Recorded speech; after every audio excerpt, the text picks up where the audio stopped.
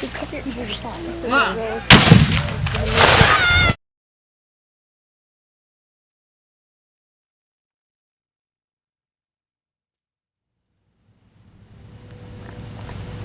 to 7 Trumpets Prepper, and in this video today we're celebrating our constitutional freedom and independence by visiting the Civil War reenactment at Newmarket, Tennessee, Battle of Mossy Creek. In the winter of 1863, on December 29th, a battle took place between the Union and Confederate Army at Mossy Creek, near what we know today as Newmarket, Tennessee. Union Brigadier General Samuel D. Sturgis received a report on December 28th that a brigade of Confederate cavalry was nearby.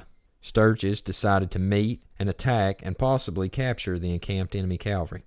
To accomplish this task, he decided to send a portion of his troops out of Mossy Creek toward Danridge, Tennessee. After his troops had left, Major General William T. Martin from the Confederate troops, commander of Lieutenant General James Longstreet's Confederate cavalry, encamped at Panther Creek near Marshtown, Tennessee, attacked the small Union force that was left at 9 a.m. on December 29th. The Union troops slowly fell back to Mossy Creek. The Confederates advanced on Mossy Creek, driving the Union in front of them. Finding no enemy forces in Danridge, Tennessee, the Union troops returned to Mossy Creek to join the battle.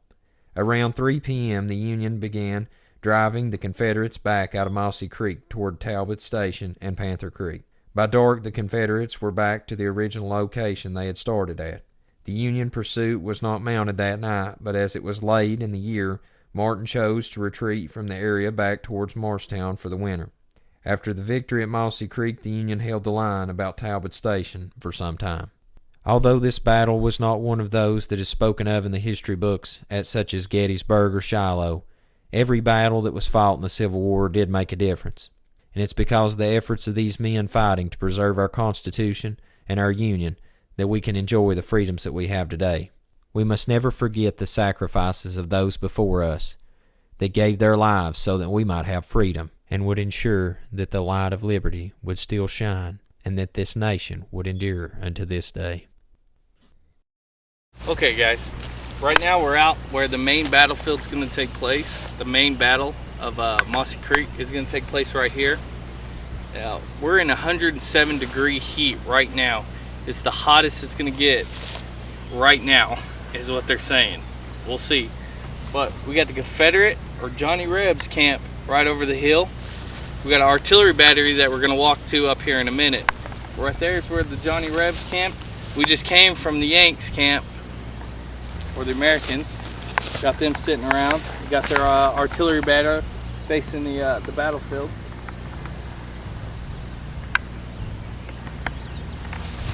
We only got about 100 and something people out here right now. We think it might be because of the heat, but I would like to see more people come out, especially to celebrate. And something like this, you know, is something to bring your kids to. It's part of history. It's part of, you know, America. It's part of the Constitution. You know, these guys shed their blood on this battlefield, and people have bled right here where we're standing for America and the Constitution. And it's such a great thing for Tennessee that this happens right around the 4th of July time frame, so we can celebrate some of them freedoms that we got, you know, some of those freedoms to send up them fireworks and celebrate the Constitution. So while me and Luke take a look up at the Confederate battery and check out what their kind of artillery they got, and maybe shoot some questions off of somebody.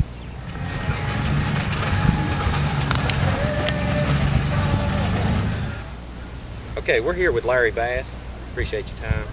And he's going to give us some info about one of the pieces we're going to use in the battle today and some historical info. So I'm going to turn it over to him. All right. What you see here is a reproduction of a Tredegar Confederate mountain rifle. It's in bronze, and this is an exact reproduction. The Tredegar Foundry in Richmond, Virginia, back during the war between December 1862 and June of 63, made 20 of these Confederate mountain rifles. They also made one in iron. So this is an exact reproduction. It has markings on it just like the barrels of the day did. It weighs about 200 pounds or a little over. Usually they'd go between 200 to 225 pounds, and they were on a Model 1 prairie carriage. That carriage is also common for the mountain howitzers that you see today in reenactments also. So this would be considered to be an unusual piece of the time. And John Singleton Mosby, a cavalry raider behind Union lines up in Virginia, he liked these an awful lot.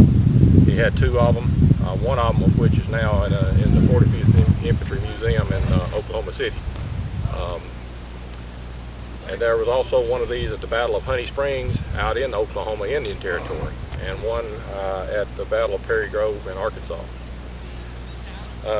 This is a 2 1/4 inch bore on this barrel, and it was a rifled barrel, and once again, experimental piece, so to say, of the time. But it had good range on it, up to 1,000 yards, but more commonly probably 600 to 800, 400 to 600, something like that. They also had several different types of rounds of ammunition that they used in this, one of which was canister, which is basically a tin can, if you will, stuffed full of mini balls, round balls, and sawdust packed tight. And they also had explosive shells for these, and more like the bullets that were rifles that shoot. They had the conical end on them, and had a expanding disc, kind of like the bullet expanded against the, once the charge was, the lanyard was pulled, the charge fired, the disc on the back of it would grab the rifling and spin the projectile as a musket bullet of the day, a mini ball, and so that contributed to the accuracy. And that was an explosive shell, and it had a paper time fuse on it, and depending on the yardage downrange, you know, the fuse was cut for different lengths to explode at the appropriate yardage downrange.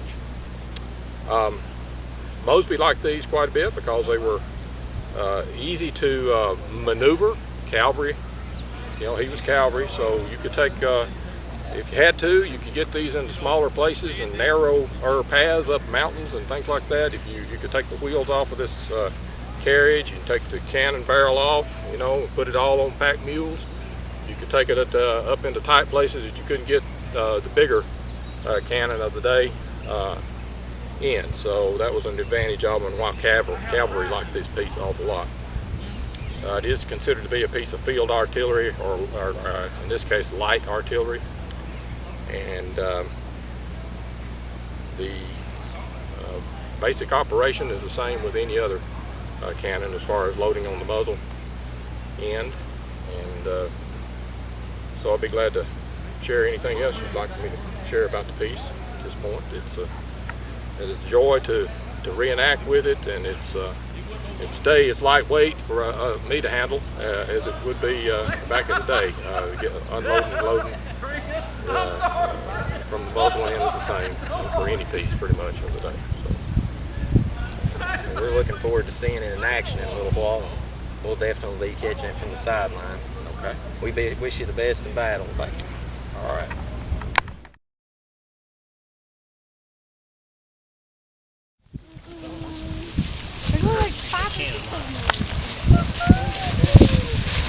Run in the line.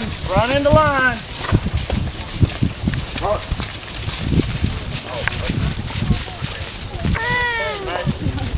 What is that? No, it's not a dog. Break fears and not the harsh before. Not my teeth. Drink my ears hurt.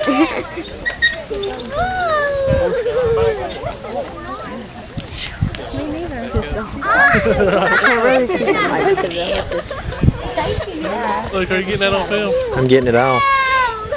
Dude, look at that.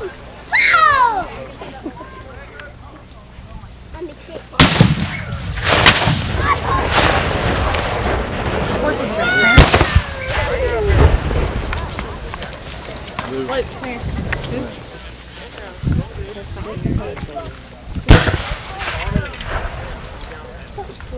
Whoa!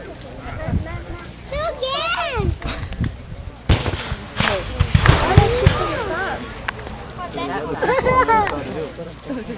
His team, are they on? Oh my.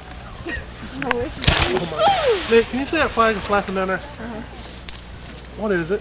These people are firing over Yeah, they're firing it that way.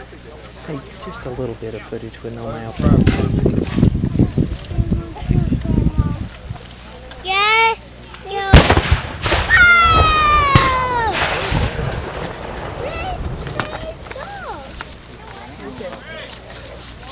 Two, from the right to the left. Look. I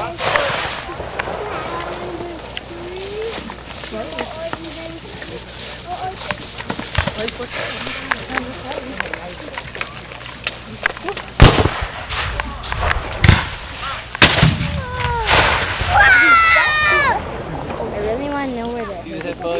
I think they're just too low. I think it's some type of You can actually see the little smoke go. I think it's some type of. When they're firing those guns, you can actually see it.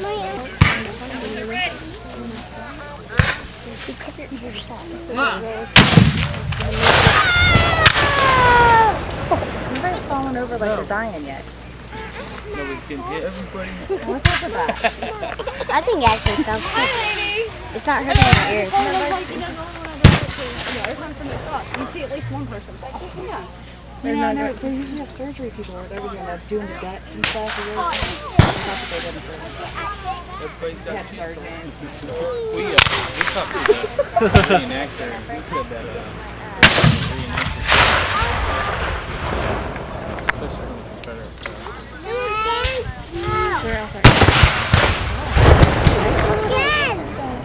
What, buddy? Remember that really nice double wide I was telling you about up the road? I really hate to live there.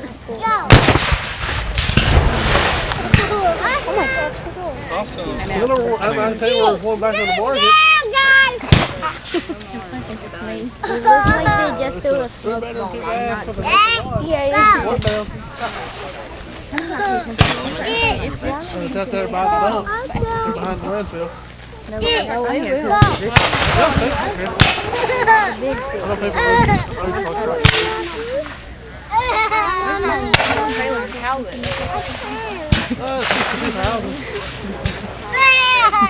We're gonna go TBN.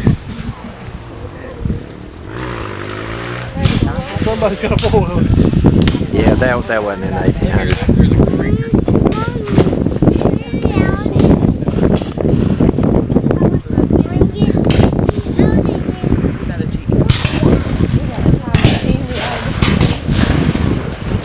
Come back with the modern eyes.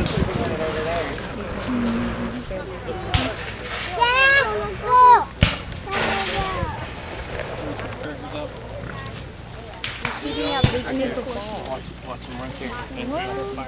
Wow. Where's the big fire? Watch that. Watch right here. Look, get the horse right in that. That's cool. I would just really pull up with the vet.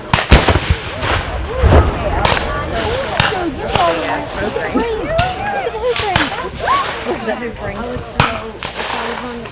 I can do that. Like a hoop ring? Watch it. Fire.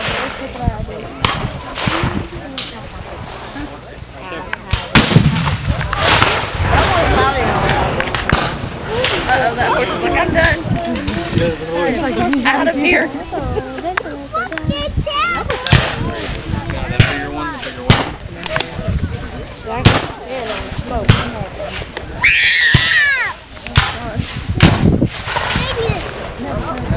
That one fell for you, though.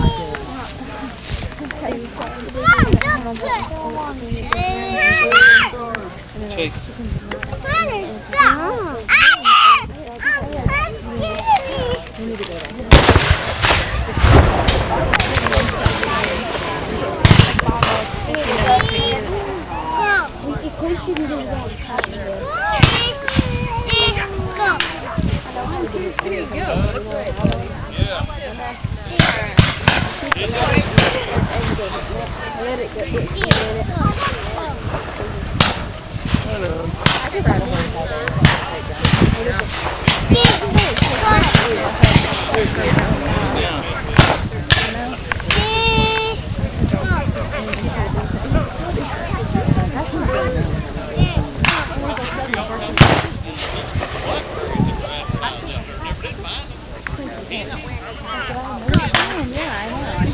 The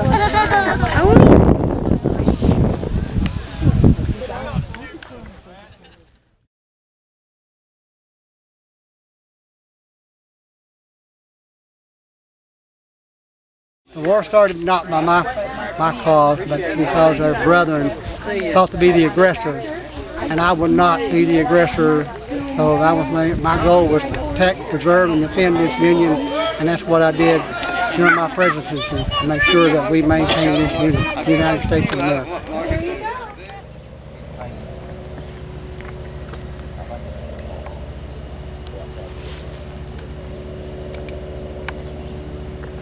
Well, guys, thanks for coming out to the Civil War reenactment with us, especially on this Independence Day and celebrating our Constitution. I think sometimes we seem to forget what the 4th of July is all about, and it's not all about fireworks. It's about celebrating this birth of this nation. And the Civil War was a big part of this nation. It was brother against brother, states against states, Americans against Americans.